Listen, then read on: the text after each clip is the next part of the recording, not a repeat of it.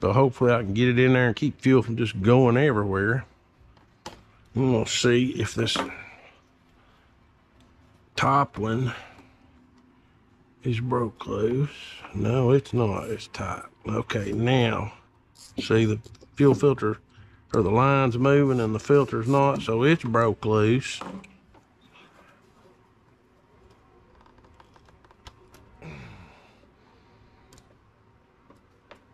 And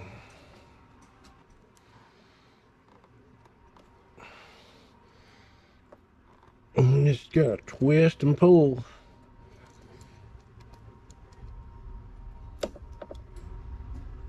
It's coming out of there.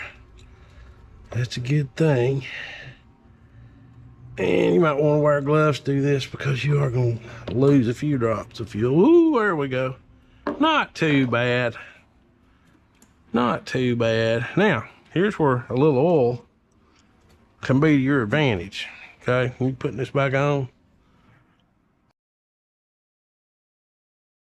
Put your little oil right here. Just a little bit on that. It just makes it slide on there a little bit easier. A little bit right there. And the flat side of the filter, this needs to go towards the fuel pump and ultimately the carburetor. So the fuel's made to run through it like this. Okay. Let's see how hard this baby is going to be to get on. She went on there very well. I'm going to go ahead and tighten that clamp. Just got to get to where I can get this tool on it. Okay. Right up in there, in between. Yeah.